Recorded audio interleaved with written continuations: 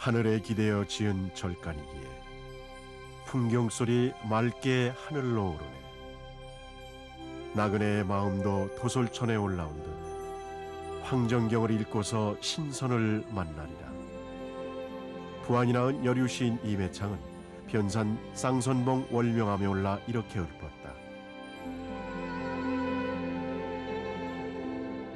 서방 정토로 향하는 서쪽 땅끝, 그 정수리 변산에는 제가자로서 득도의 경지에 도달한 부설거사에 걸림없는 수행의 향기가 어린 월명암이 있다.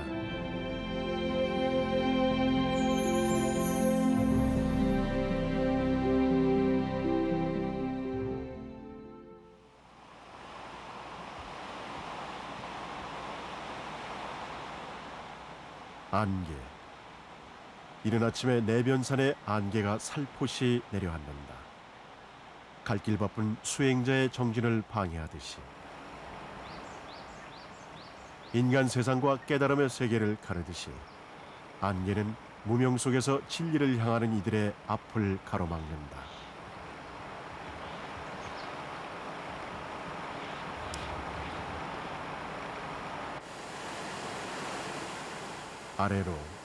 아래로 쏟아져 내리는 폭포수. 직소폭포의 물줄기는 그렇게 떨어져 내려 실상용추의 큰 연못을 이룬다.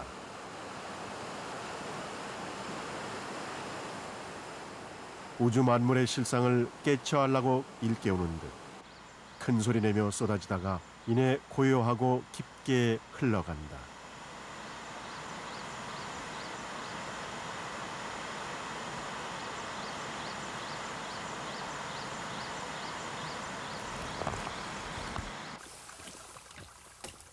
월명암으로 오르는 첫 발자국은 가파른 오름길이다. 아침 해가 떠올라 안개는 이내 걷혔지만 흐르는 초여름의 땀방울이 발걸음을 늦춘다.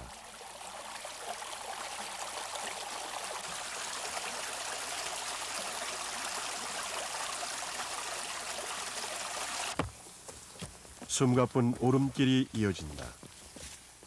깨달음으로 향하는 길이 그러할까? 그 길에 장애가 없기를 바라는 것은 자신의 나태함을 더할 뿐이다.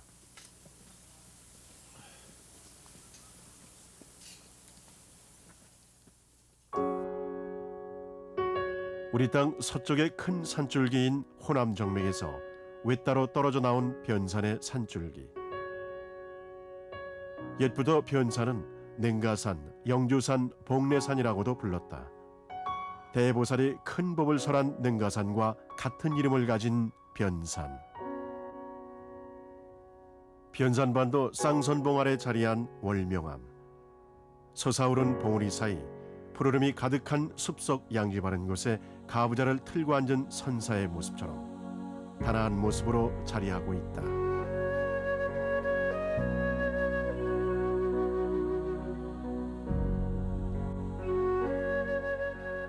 월명암은 깨달음의 도량이자 기도 도량으로 불자들의 사랑을 받고 있다.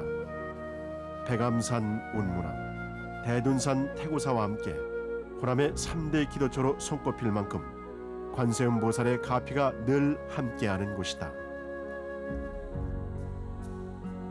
이 지상에 오직 한 사람이라도 불행과 고뇌 속에 빠져 있는 한 나는 결코 열반의 문에 들지 않으리라. 중생 구제의 서원을 굳게 세운 관세음 보살님은 세상 구석구석에 광명을 비추어 달라는 중생의 기도를 귀 기울여 듣기 위해 늘 우리들 곁에 함께한다.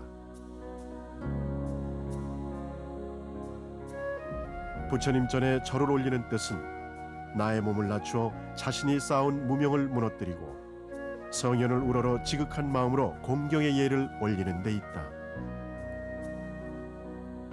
큰 스님들의 원력으로 세워진 여느 사찰이나 암장와는 달리 월명암은 신라 신문왕 12년 출가했다가 속퇴한 제가불자인 부설거사가 창건한 암자다. 월명암은 유난히도 부침을 많이 겪은 암자다. 임진왜란 때 불타 없어진 것을 진묵대사가 다시 세웠으나 구한말 의병들이 이곳을 근거지로 외병과 싸우는 와중에 다시 폐사가 됐다.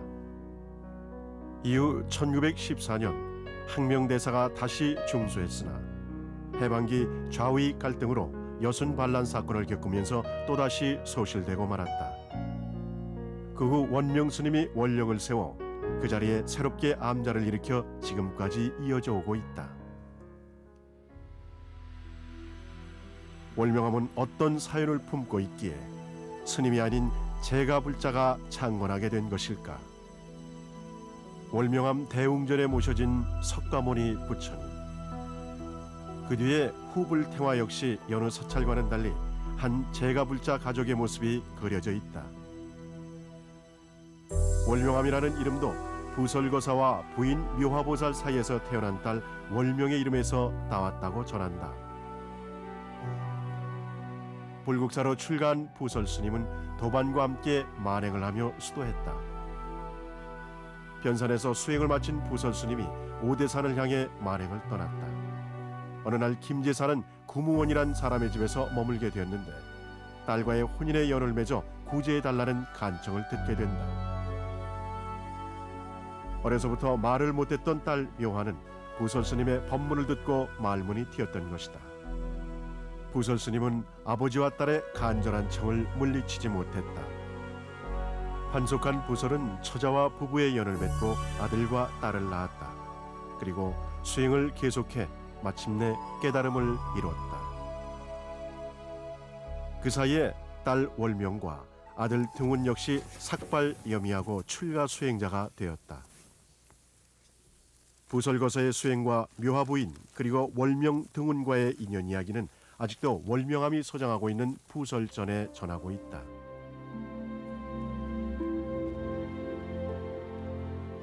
부설전에는 그 인연 이야기와 함께 월명암의 창건 과정과 부설거사의 수행 이야기가 담겨 있다.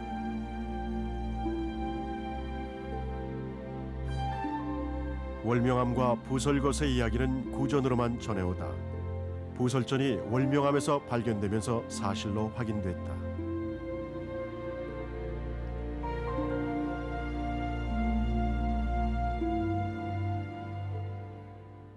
구도하는 과정하고 아들 딸이 이제 공부하면서 득도하는 과정, 부인까지 이제 득도하는 과정이라든지 도반 스님을 만나가지고 법담, 법거래하는 과정, 또 부설 스님이 남겨놓은 그 팔죽시라든지 그런 사부순 같은 아주 유명한 대표적인 시들이 같이 수록되어 있습니다. 월명암의 선방인 사성선원. 사성은 깨달음을 얻은 부설거사와 세 가족을 이른다. 월명암은 옛부터 전국에 몇 안 되는 산상무쟁처로 이름이 높다. 산상무쟁처란 뛰어난 경치와 땅의 기운으로 인해 스스로 번뇌와 분별이 끊어지고 가라앉는 장소를 말한다. 그러나 치지 않는 목탁에서는 소리가 나지 않는 법이라 했던가. 아무리 좋은 기운을 가진 땅이라고 해도 스스로 정진하지 않는다면 아무런 소용이 없다. 월명암에 여럿이 모여 수행하는 선원이 생긴 것은 그리 오래전은 아니다.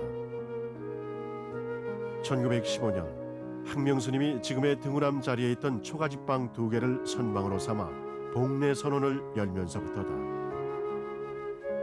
그 후 일제강점기와 전쟁을 겪으면서 소실됐지만 수행의 의지를 모아 다시 사성선원으로 태어났다. 역사는 오래지 않았으나 지금까지 사성선원을 거쳐간 스님들의 면면은 쟁쟁하다. 근대 고승인 항명, 용성, 고암스님 그리고 해안, 월인, 만호, 서공스님 등이 월명암에서 정진했다.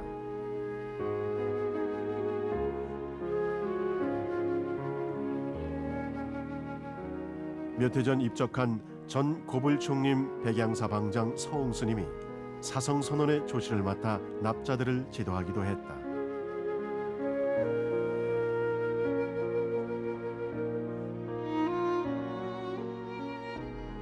부설거사의 법력은 환속을 경멸하며 떠났던 도반 영희 영조스님과 거사가 주고받은 일화로 전한다.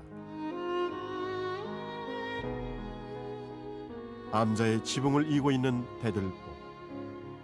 부설거사의 파괴에 실망한 도반들이 거사의 도력을 전해 듣고 수년 만에 찾아왔다. 도반의 수행 정도가 궁금한 부설거사는 물병을 대들보에 매달고 도반들에게 쳐보라고 했다. 물병은 깨지고 물은 쏟아져 내렸다.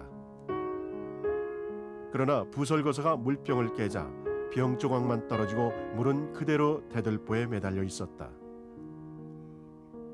진성은 본래 영명하여 항상 머물러 있는 바가 저 물이 대들보에 걸려 있는 것과 같다.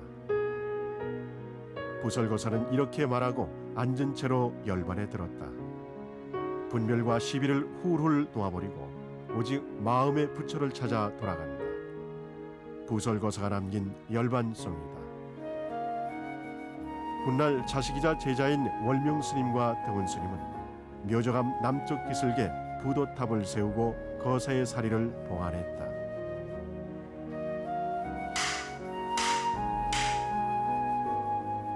분별과 시비를 훌훌 놓아버린 부설거사. 그가 세상에 전하고자 한 뜻은 무엇이었을까? 스님은 환속을 하면서 이제 일가족을 부인과 아들 딸을 두게 되죠.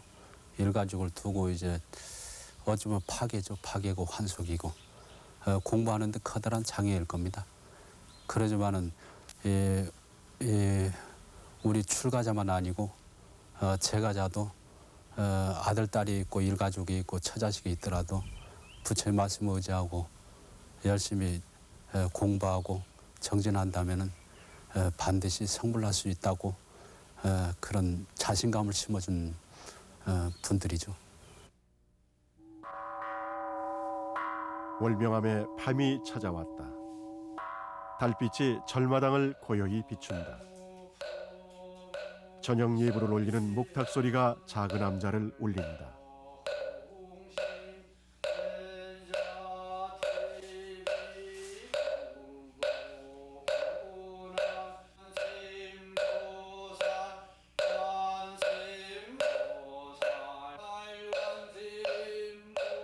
비록 출가 수행자의 몸으로 환속하였지만 깨달음을 얻어 부처님 곁에 선 부설거사.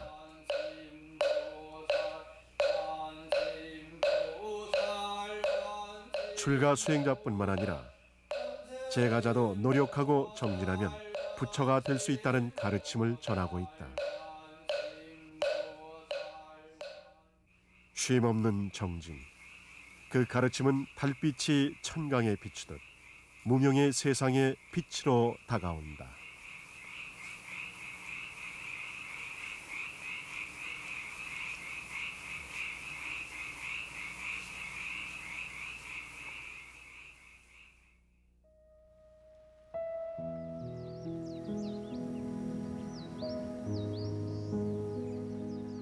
부처님께서도 재가자도 성불에 이를 수 있냐는 사리불의 질문에 이렇게 말씀하셨다.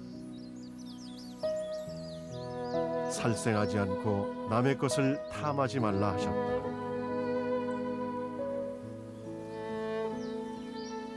음행을 하지 않고 거짓말을 하지 말라 하셨다. 마음을 흐리는 술을 마시지 말라 하셨다. 그렇게 5계를 잘 지키고 힘을 다해 수행하면 깨달음을 얻을 수 있다고 하셨다. 누구나 성불할 수 있다는 가르침을 주는 곳 월명암. 부설거사는 이렇게 말했다.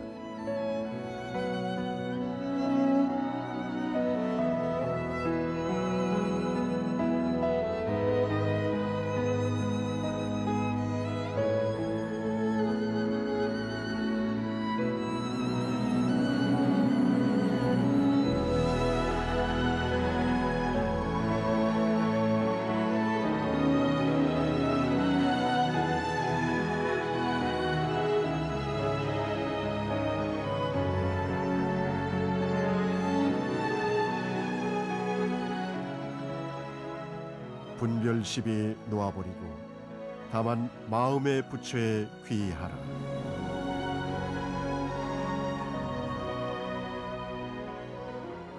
꽃은 꽃대로 새는 새대로 저잣거리에 필부 필려라도 너와 나 이것과 저것을 가리는 분별을 내려놓고 불법의 참 진리를 추구하라는 부설거사의 가르침. 월명암에는 중생의 고통을 그냥 지나치지 않았던 보살도의 정신이 살아있었다. 햇살 가득한 월명암을 찾아 속세의 먼지를 조금이나마 털어내니 무명의 안개도 살며시 걷히는 듯하다.